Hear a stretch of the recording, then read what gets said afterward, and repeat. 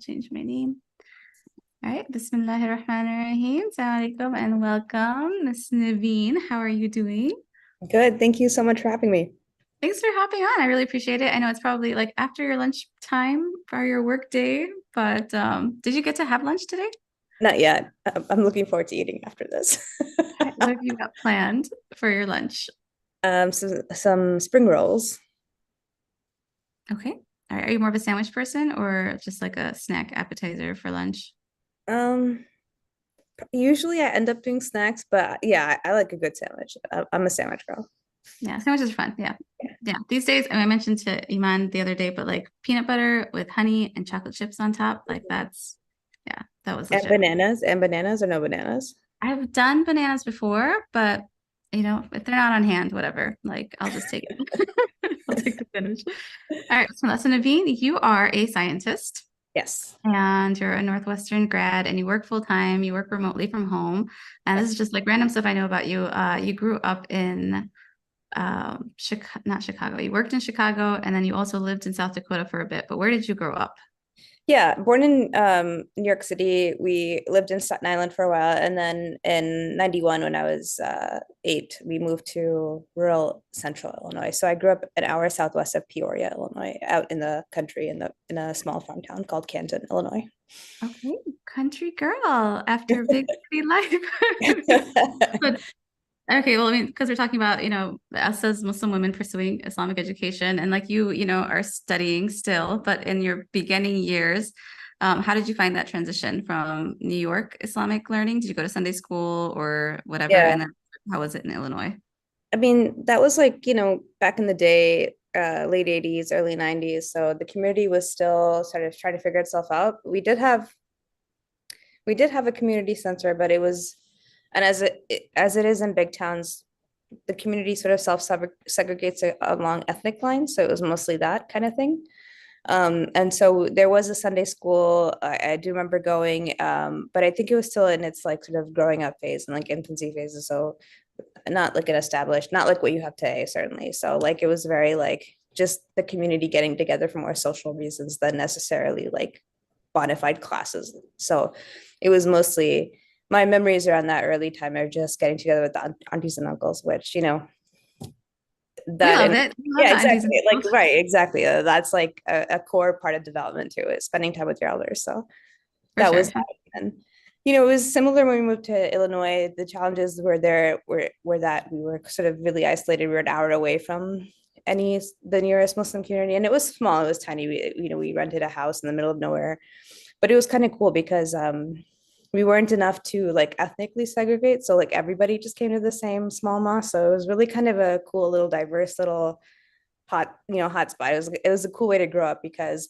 we had like one, like Chinese Muslim family, one African Muslim family, like one Iran, one from like every like Aw. one Turkish American, you know what I mean? So it was a cool little like there was like a little bit of diversity there that was cool to grow up with.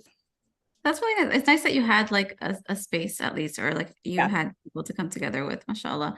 Yeah. So similar to you, I grew up in Chicago, so we always had a masjid experience. In Sunday school, I think the last year before we moved to rural Georgia, Rome, Georgia, which is about an hour and a half north of Atlanta. Oh, nice. Yeah, like we walked to Sunday school. So I'd walk to Quran classes after school. I'd Right, walk to right. Sunday school. There's like this red light that I hear is still a really long, laborious red light. So we'd be standing there and then The we'd go one the one light in town.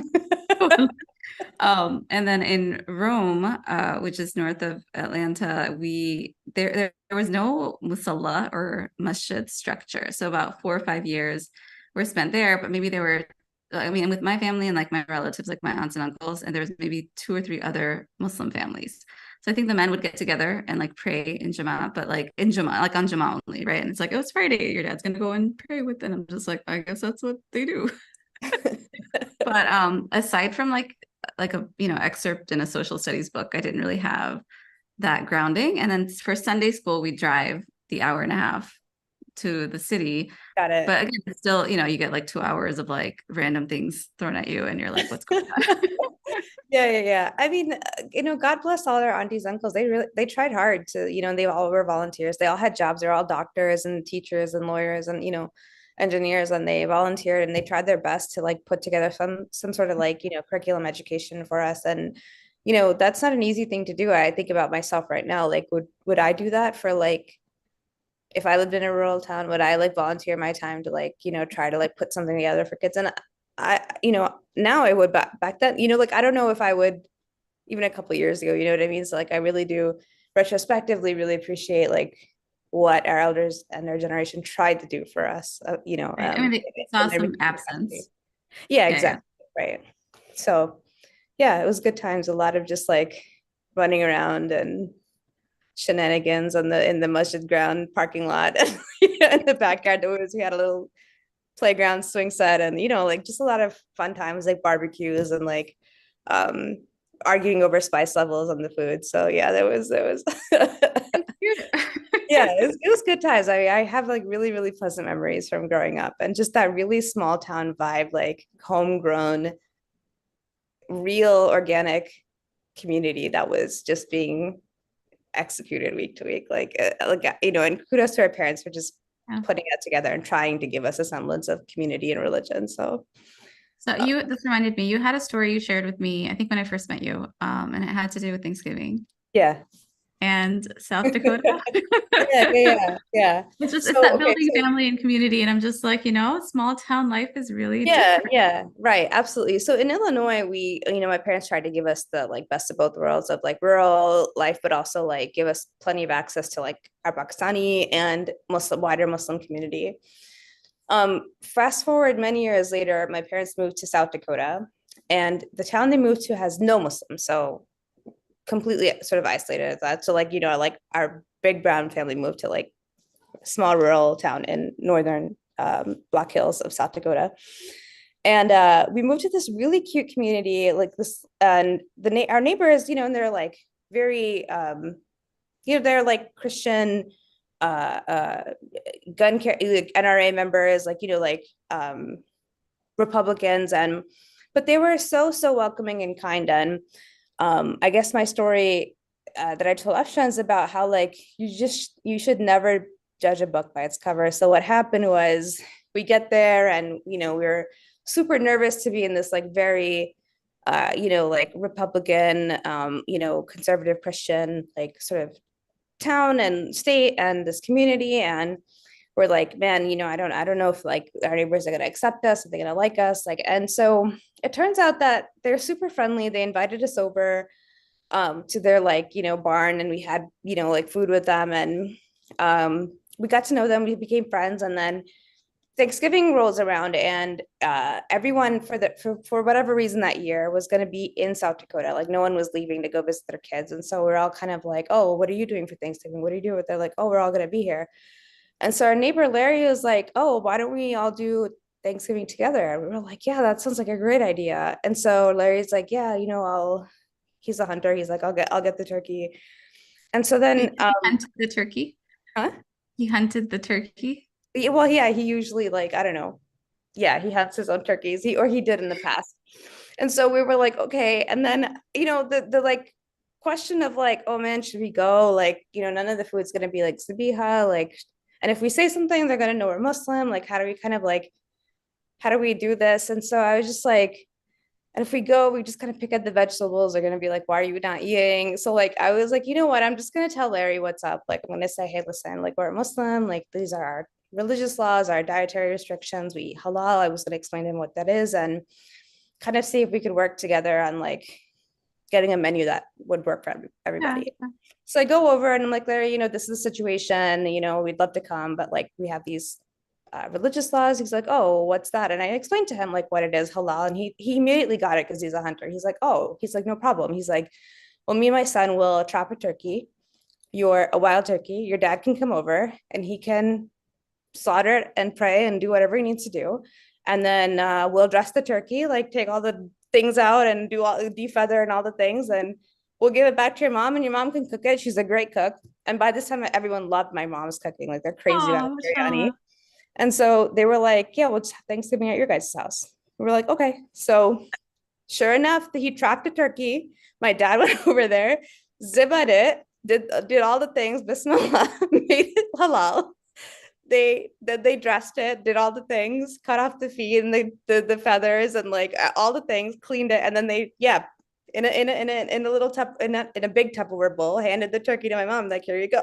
Like, it's yours, Wow. like cook now. So my mom cooked it. We had Thanksgiving dinner at our house, and all of our Christian, conservative, Republican neighbors came to our house for Thanksgiving, and it was a really cool sight just to see like these like sort of brown liberal progressive Muslims and these like conservative Christians and having Thanksgiving together. So That is like so beautiful. yeah, at the dinner table, I was like taking pictures, and my neighbor was like, "Hey, why like get some food? Why are you taking pictures?" I was like, "I gotta get like evidence of this." She's like, "What do you mean?" I was like, "This is Thanksgiving 2.0." She's like, "What do you mean?" I was like, "Look, the white men and the Indians are having Thanksgiving together," and they all burst out laughing. So it was a really good time. It was one of my favorite stories about South Dakota. Like, you just Yeah. really can't judge people by like their labels and what like if you connect on a community level, I think like a lot of things are surmountable. Yeah, and especially with just that being neighborly, like at that point, they had Yeah. already like your mom in her Pakistani auntiness was just like Yes. my cooking and Yeah, exactly. Yeah, and they were all about it. They love coming over for chai, like and oh, biryani. Yeah, absolutely. mashallah. And we forget how much our neighbors like, matter. And that's amazing. So I hope you inspire many, people to not just hunt the turkey, but find a Muslim and eat the turkey with them. Yeah, Mashallah. So this was what year was this? that was 2014. Wow, 2014. Yeah, Okay, 2 years some time ago. ago. Yep. That's beautiful, mashallah. Okay, so since I mean you grew up, yeah, in New York and then moved to Central Illinois and then you wound up in South Dakota and then your trajectory as a Muslim woman pursuing higher Islamic education, like where Yeah. did that ever stop for you in terms of learning, or did you feel like you kind of took a pause and came back? I would say the yearning was always there, but for me, it was always a question of access. I didn't really have access to like the sort of traditional or um, institutionalized types of learning where I grew up. So it wasn't until college really that my eyes were awakened to like these organizations like Nawawi and Zaytuna and like I mean obviously I'd heard like the lectures of the like prominent shuyukh like Sheikh Hamza and stuff growing up, and I used to get their CDs at ISTA and stuff like that, but that was it. It was just like whatever I could like access or my family could like buy at ISNA or like get access to our masjid. That was really it. And so that was kind of one of the disadvantages of living in a small town. You just didn't have like the places to drive over to like get formal classes. So I would say for me it really didn't start till college, and I was able to take a class with Dr. Omer when I was at Northwestern, and that really kind of changed things for me a lot in terms of like just kind of a love and a passion for like seeking formal Islamic traditional knowledge and learning from like respected actual like PhDs and people who really not only had like the traditional training, but like the academic training too. And so yeah, it just kind of whenever I got the chance to take classes and do those kind of courses, I signed up for them on and off throughout college. And then after college, I got a little busy with the Obama campaign. I joined the Obama campaign and then went to DC and was an appointee in the administration, and I worked at the Department of Defense. My formal learning kind of took a backseat, although I did frequent the kind of Muslim third spaces that are really prominent and cool in DC, like Makespace and whatnot.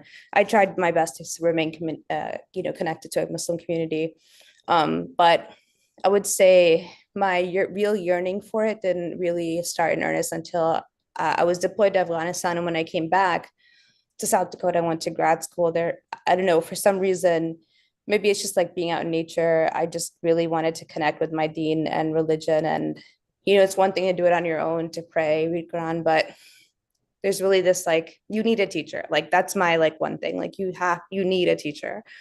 Really can't do it on your own. Though you can go so far doing it on your own. And so I think I just kept yearning for it, but I really didn't connect or click with anything. And then I had an opportunity to move to Minnesota, and that's where I connected with Rabata, and instantly I was like, yeah, this is what I'm looking for. This is exactly what I need. I need that traditional learning with the mentor, with the sheikh, with the sheikha, and could be more grateful to have connected with Auntie Tamara and Rabata. Mashallah, that's amazing. And I mean, I like how you put, like, I mean, you went through an entire educational career trajectory, and then you're just like, I need a teacher. Yeah, And I feel that in a lot of the non-Islamic spaces, people are really keen on finding that mentorship. Like they'll be like, oh, okay, I have this mentor at work. And like in companies too, like all these companies, whether you're a Fortune 500 company or yeah, just exactly. a mom and pop shop, you're just like, okay, we're going to connect someone who's more seasoned with someone who's Exactly. learning.